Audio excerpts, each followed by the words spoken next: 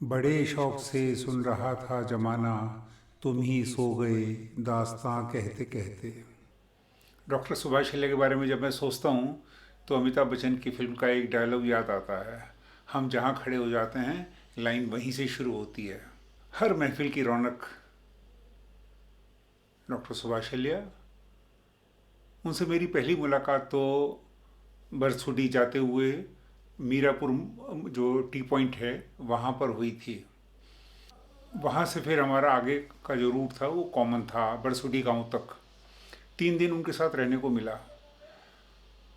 मेरे मन में बहुत उत्सुकता नहीं थी मिलने की। वजह ये कि ये सुना हुआ था कि बहुत प्रतिष्ठित सर्जन हैं, बहुत बड़े आदमी हैं। तो लग रहा था जितने बड़े आदमी हैं उतनी बड़ी ईगो भी होगी। पर मेरी ये जो धारणा थी ये तो बरसुडी पहुंचने से पहले ही उन्होंने ध्वस्त कर दी। हम अपनी अपनी कार में चलते रहे मगर फिर भी थोड़ी थोड़ी देर में कहीं ना कहीं खड़े हो जाते थे। दोनों कारें रुक जाती थी, सब बाहर निकल आते थे, गपशप शुरू हो जाती थी। कभी अंगूर खा रहे हैं, कभी सिंघाड़े खा रहे हैं, कभी फ़ोटो खींच रहे हैं। तो ऐसी मस्ती करते करते रास्ते में खाना भी खाया।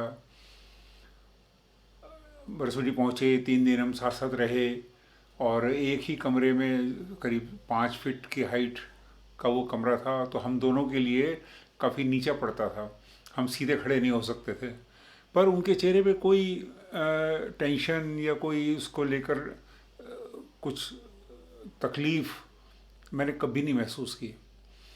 उन्होंने वहाँ उन 3 दिनों में, वो भी पहली बार गए थे, मैं भी पहली बार गया था, मगर उन 3 दिनों में उन्होंने पूरे गांव में अपने नाम का सिक्का जमाया। हर किसी को अपना बना लिया। खूब सारी दवाइयाँ भी लेके गए थे वो इलाज करने के हिसाब से। और वहाँ पर पहाड़ों में डॉक्टर कोई नहीं है, तो वो जब गए तो सोचा कि दवाई भी लेके चलें।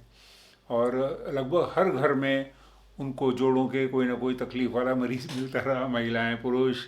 और उन्होंने सबको बिल्कुल घर के एक बड़े सदस्य के नाते उनका, और डॉक्टर के नाते, डॉक्टर तो वो अच्छे, बहुत अच्छे थे ही, आखिर विश्वविख्यात डॉक्टर थे वो और नी रिप्लेसमेंट एक्सपर्ट माने जाते थे।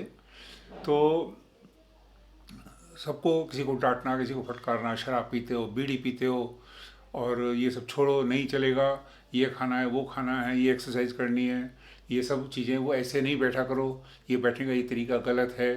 तो वो सबको कुछ ना कुछ सिखाते रहे, राय देते रहे, प्रैक्टिस कराते रहे, दवाई देते रहे। हम, वहाँ पानी की समस्या थी तो हम जंगल में जाते थे, 2 किलोमीटर के करीब वो था एक झरना। वहाँ पे जाके नहाना धोना और फिर मेरी इस एंगल से फ़ोटो खींचो, इस एंगल से फ़ोटो खींचो। उनको फ़ोटो खिंचवाने का और फ़ोटो खींचने का दोनों का ही बहुत शौक था। एक कैमरा लेके गए थे नया, बोले कि गुरुजी हो आप तो मेरे, ये अभी नया कैमरा लिया है, इससे कंट्रोल्स वगैरह मुझे समझ में नहीं आए हैं, आपको ही सिखानी पड़ेगी मुझे फ़ोटोग्राफी, कैसे कैसे करना है, क्या क्या करना है। तो हमने 3 दिन बहुत एंजॉय किया और वो उनके साथ में इतनी निकटता हुई। मतलब वो जो मैं कह रहा था ना कि ईगो, रात को मैंने अगर उनसे कहा कि डॉक्टर साहब दिन भर घूमते घूमते मेरी तो कमर में दर्द शुरू हो गया, तो वो मेरी शर्ट ऊपर करके वोलिनी स्प्रे करके मालिश कर देते थे। अब मैं क्या कहूँ उनके बारे में।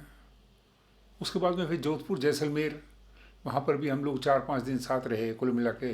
दिल्ली से दिल्ली तक का जो हमारा टूर था करीब 5 दिन का बैठा। 5 दिन में उनको, एक आदमी को समझने के लिए काफ़ी होता है इतना समय।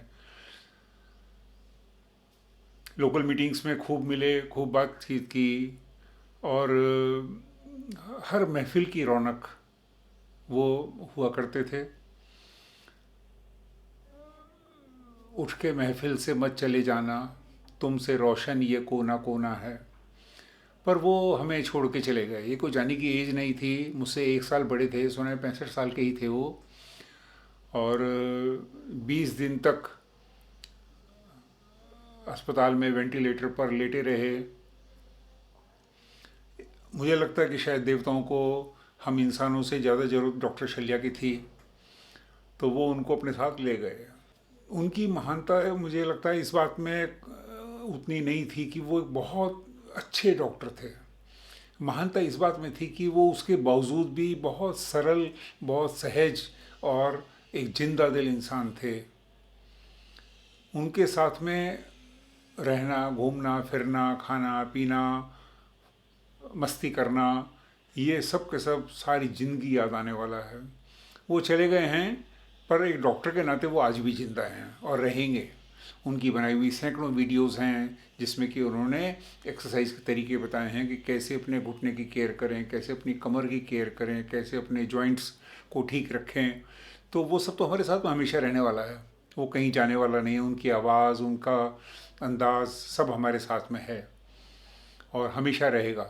ज़्यादा कुछ न कहते हुए मैं उस महान आत्मा के प्रति अपने श्रद्धा सुमन अर्पित करता हूँ। उनके जैसा हम सब बन सकें, इसके लिए मैं भगवान से याचना करता हूँ। भगवान ने उनको अपने पास बुलाया है तो नेचुरली अपने चरणों में स्थान भी दिया होगा। ओम शांति।